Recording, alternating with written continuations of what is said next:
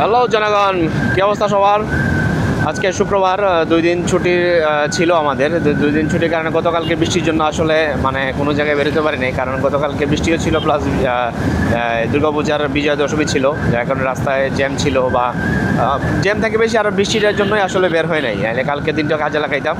তো আজকে শুক্রবার আমরা গতকালকে রাত থেকে দেখলাম যে বৃষ্টির মোটামুটি আনাগোনা কম।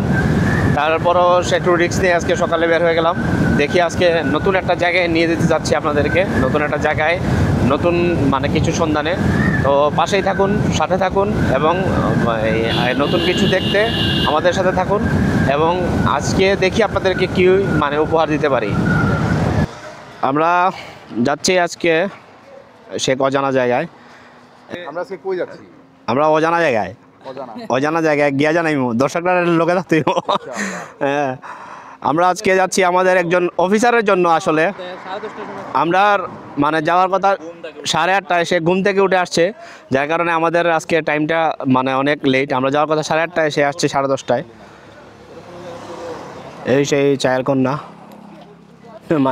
চাকন্যা ভাস্কর্য। এটা এই ঢাকা থেকে শ্রীমঙ্গল যাওয়ার পথে সাতগাঁও চা বাগানের সামনেই পড়বে। তো এই জায়গা থেকে আর কি শ্রীমঙ্গলের শুরু, সীমানা শুরু। এই যে এইদিকে হচ্ছে আপনার মৌলভীবাজার জেলার শেষ সীমানা, এরপর থেকে হবিগঞ্জ জেলা, আর শ্রীমঙ্গল থানার শেষ সীমানা, এরপরে ভাউল থানা। আচ্ছা, এই যে উপর থেকে যেমনটা দেখতেছেন, একটা সুন্দর লাগতো যদি গাড়িগুলো সামনে না থাকতো। আসলে এই গাড়িগুলা যেই আসে এখানে রাখে, একটা রাস্তায় চলতে সমস্যা হয়। তো আপনারা যারাই আসবেন গাড়িগুলো একটু ট্রাই করবেন ভিতরে রাখার জন্য বা একটু সাইডে রাখার জন্য, তাহলে সুন্দর লাগবে দেখতে। এই যে আমরা মিরপুর যাওয়ার আগে হাতের বামের রাস্তা, হাতের বামের যাওয়ার রাস্তা।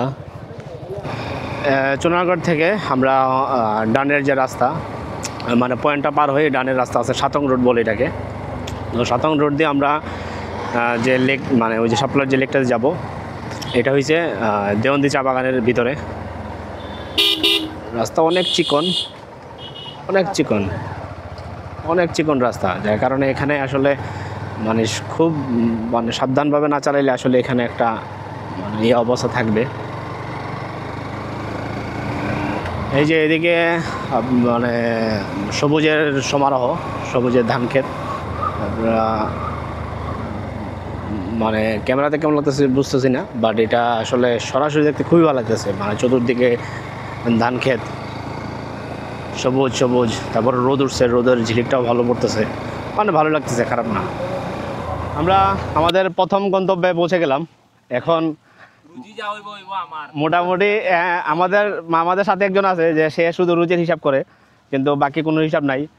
তারে নিয়ে আসলে ঘুরতে একটু টাফ। সে রাস্তায় খুবই বেদনা দিছে, তার সাথে একটা বেদনা দিছিলাম, সেও ঘুমাই গেছিল। এখন আমরা দেখি আমাদের প্রথম গন্তব্যস্থান আসলে কেমন। শাপলার বিলটা আসছি, শাপলা দেখা যায়, কিন্তু দূর থেকে বোঝা যাচ্ছে কচুরি পানা। আমরা এগোচ্ছি শাপলা বিলের দিকে। বাইকটা এখানে এন্ট্রিতে রাখতে হয়, রেখে আমরা হেঁটে আসতেছি।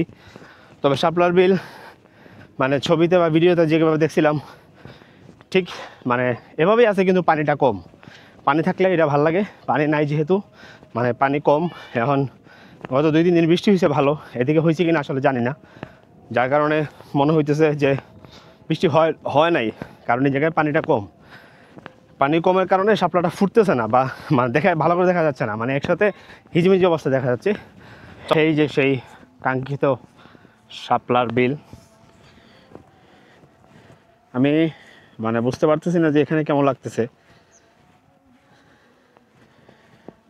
কারণ আসলে পানি নাই যেহেতু এখানে দেখাও যাচ্ছে না। পানিটা আসলে পানি ছাড়া ভাসে না। তবে এখানে পুরোটা জায়গা জুড়ে শাপলা, যতটুকু পানি আছে এতটুকু শাপলা, কিন্তু পানি অল্প, যার কারণে আসলে আমরা এখানে ওইটা ভাসতেছে না।